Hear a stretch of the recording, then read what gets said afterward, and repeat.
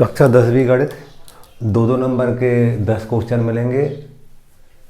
महत्वपूर्ण प्रश्नों को देख रहे हैं 2022 के लिए। पहला क्वेश्चन था 6वां नंबर क्वेश्चन नंबर कहेंगे हम। 5 तक के ऑब्जेक्टिव थे जो मैं पिछले वीडियो में बता दिया था। 12, 15, 21 का एचसीएफ ज्ञात कीजिए। 6वां क्वेश्चन है हमारा। जब भी हम एचसीएफ निकालते हैं तो 12, 15, 21 तीनों के हम अभाज्य गुणनखंड निकालते हैं। पहले 12 का निकालेंगे हम। 2 × 12, 2 × 3 = 6, 3 × 1 = 3। 15 का निकालेंगे। 3 × 5 = 15, 5 × 1 = 21 का निकालेंगे हम।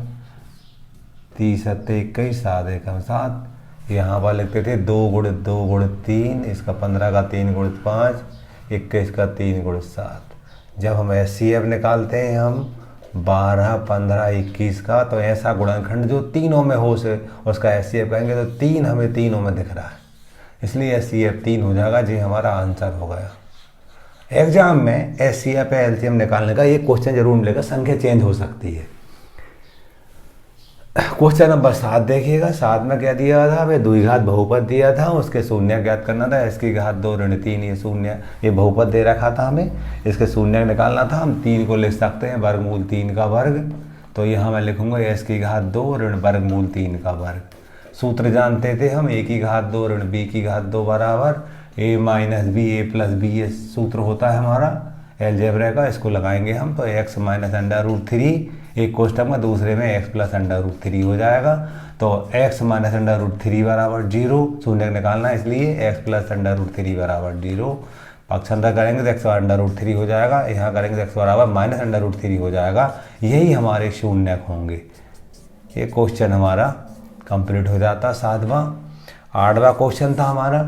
8वां क्वेश्चन था एपी के प्रथम 4 पद लिखना था, जबकि प्रथम पद ए दे रखा था और डी दोनों ही 10-10 दे रखे थे। हम जानते पहला पद ए होता, दूसरा ए धन डी होता है, तीसरा ए धन 2d होता है और चौथा ए धन 3d होता है। ए का मान 10 दिया था, ये 10 हो गया। ए का मान 10, डी का मान 10, 20 हो गया दूसरा। तीसरा वाला 10 धन 2 × 10, तो 10 धन 20, तो ये 30 हो गया। अगला वाला ए का मान 10 धन 3, डी का मान 10 था, तो 10 धन 30, तो ये हो जाएगा 40। टाइप से हमारे ए पी के 4 पद हो गए 10, 20, 30, 40। 8वां क्वेश्चन हुआ हमारा। 9वां क्वेश्चन था हमारा।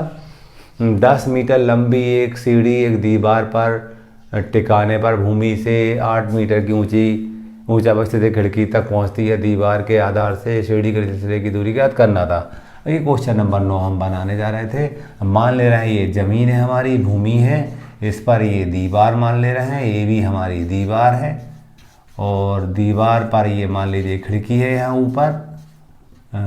और हम कहते हैं इससे सीढ़ी टिकी हुई है, ये सीढ़ी इस पर टिकी हुई है, ये सीढ़ी है हमारी, ये सीढ़ी टिकी हुई है। सीढ़ी की लंबाई हमको 10 मीटर दे रखी थी। ये खिड़की की ऊंचाई हमें 8 मीटर दे रखी थी। ये मान लीजिए सीढ़ी की निचला राशि है, तो ये एसी निकालना था, जब दीवार से सीढ़ी की दूरी कितनी है निकालना था। तो ये हमें त्रिभुज बनते दिख रहा है। हम क्या करेंगे, त्रिभुज एबीसी में हम पाए तो उस पर में लगाएंगे। हम जानते थे ये होता था हमारा कर्ण का वर्ग बराबर आधार का वर्ग धन लंब का वर्ग, ये सूत्र होता हमारा। कर्ण था हमारे पास 10, तो 10 का वर्ग, आधार था x, s की घात 2, लंब था 8, तो 8 की घात 2। इसको करेंगे 10 का वर्ग 100 हो गया बराबर x की घात 2, 8 का वर्ग 64 हुआ। ये 100 ऋण 64 बराबर x की घात 2, घटाएंगे 36 बराबर x की घात 2, यानी 6 की घात 2 बराबर x की घात 2, तो x बराबर 6 मीटर। तो ये हमारा आंसर होगा कि सीढ़ी के निचले सिरे से दीवार की दूरी 6 मीटर होगी। इस टाइप से हमने सवाल नंबर 9 बनाया। 10वां क्वेश्चन था दूरी ज्ञात करना था हमें। 10वां में हमें 2 बिंदु दे रखे थे। एक बिंदु था 2, 3 और दूसरा था हमारा 4, 1। हमें बीच की दूरी ज्ञात करना था। हम जानते हैं इस बिंदु को हम x1, y1 कहते थे, इसको हम x2, y2 कहते थे। हमने दूरी का सूत्र जाना था। दूरी बराबर मैंने लिखने का तरीका बताया था, वर्गमूल के अंदर x - x लिखो, घात 2 लगा दो, धन y - y लिखो, घात 2 लगा दो, और 2, 1, 2, 1 लिख दो या 1, 2, 1, 2 लिख दो, दोनों ही सही है। ये सूत्र लिख लिया दूरी का।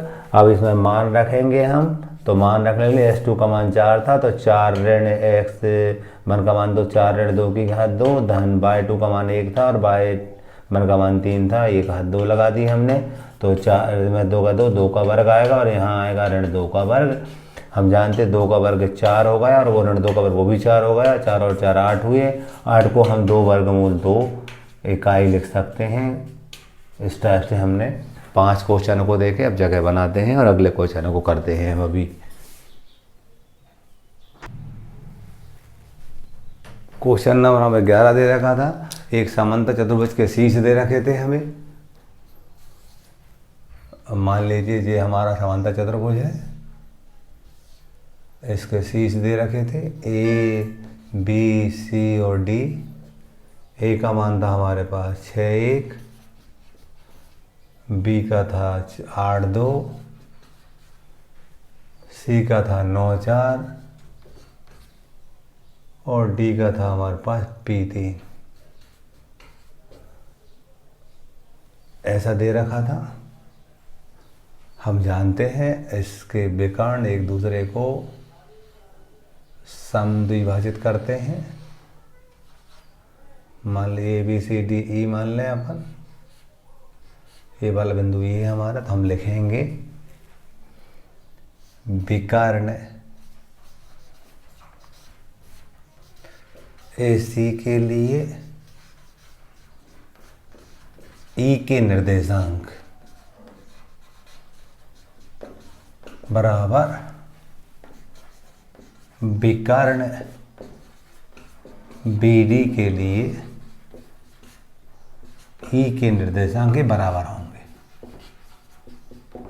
क्योंकि मध्य बिंदु काम करते हैं, ये तो क्या लिखेंगे x1 धन x2 बटे 2 कामा y1 धन y2 बटे 2। इधर पर भी यही x1 धन x2 बटे 2 y1 धन y2 बटे। इस बात का ध्यान रखेंगे हम, इस बात का ध्यान रखेंगे हम। AC के लिए x1 y1 दूसरे होंगे, जे वाले होंगे 6 1 और 9 4 और BD के लिए 8 2 और P 3 होंगे। तो यहाँ लिखेंगे 6 धन 9 बटे 2 कामा 1 धन 4 बटे 2। यहाँ पर BD के लिए 8 धन P बटे 2 और 2 धन 3 बटे 2। ये 15 बटे 2 बराबर 5 बटे 2 और कामा 5 बटे 2। यहाँ 8 धन P बटे 2 और यहाँ 5 बटे 2। ये इसके बराबर होगा, पहला पहले के बराबर लिखेंगे तो 15 बटे 2 बराबर 8 धन P बटे 2। हमारा 2 से 2 कट जाएगा, 2 एकम 2 2 एकम 2 15 8 ऋण 8 बराबर P। 15 से 8 का 7 तो P बराबर 7 आया। ये हमारा आंसर हो जाएगा। ठीक है, ये क्वेश्चन नंबर 11 हुआ हमारा। इसी टाइप से 12 दूसरा है हमारा। 12 क्वेश्चन नंबर 12 देखेंगे हम। 12 क्या दिया था हमें, sin 3a बराबर cos a माइनस 26। हम इसको करेंगे तो क्या लिखेंगे देखना आप, sin 3a बराबर sin 90 माइनस a ऋण 26। हम जानते हैं साइन 90 ऋण थीटा cos थीटा होता, थीटा के समय ये माइनस 20 है। इसको हम ऐसा लिख सकते हैं, साइन से साइन कटा 3a बराबर 90 ऋण a धन 26, ऋण का गुणा कर दिया। यहाँ 3a धन a बराबर जोड़ा 6 9 और 2 11 116 4a बराबर 116। क्या करेंगे a बराबर यहाँ पर 116 बटे 4 होगा, 4 दुनिया 8 3 बजा 4 9 36। तो a बराबर आ गया हमारा 29 अंश। ठीक, इस टाइप से क्वेश्चन नंबर हमने 12 बनाया। अब 13 14 15 को देखेंगे। 13 14 15 13 नंबर था। दो वृत्तों की त्रिज्या 19 सेंटीमीटर व 9 सेंटीमीटर की है। उस वृत्त की त्रिज्या ज्ञात करना जिसकी परिधि इन दोनों वृत्तों की परिधियों के योग के बराबर है। 13वां क्वेश्चन था। एक वृत्त दे रखा था, उसकी त्रिज्या 19 दे रखी थी हमें। दूसरा वृत्त दे रखा था, उसकी त्रिज्या 9 दे रखी थी। तीसरा वृत्त और है जिसकी परिधि का मान इन दोनों की परिधियों के योग के बराबर है, इसकी त्रिज्या r मान ले रहे, जी हमें ज्ञात करना है।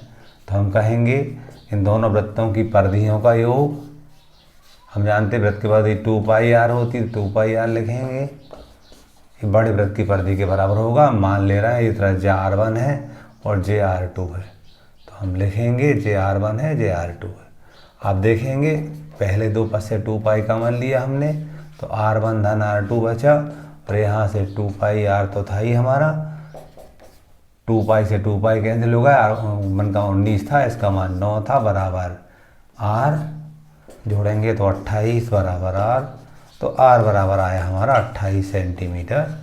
ये सवाल नंबर 13 हो लिख सकते हैं। पहले वृत्त की परिधि धन दूसरे वृत्त की परिधि बराबर बड़े वृत्त की परिधि, ऐसा हमें दिया था, और डायरेक्ट ऐसा भी कर सकते हैं। 14वां क्वेश्चन देखेंगे आप। 14वां क्वेश्चन था 20 बल्बों के एक समूह में 4 बल्ब खराब हैं, इस समूह में से एक बल्ब निकाला जाता है, इसकी क्या प्रायिकता होगी कि यह बल्ब खराब हो। यानी हम जानते हैं प्रायिकता बराबर P बराबर NE/NS होता है। अब NS का मान तो 20 दे रखा है और NE का मान 4 दे रखा है, काटेंगे 4 एकम 4, 4 पंजे 20, 1/5 हो गया।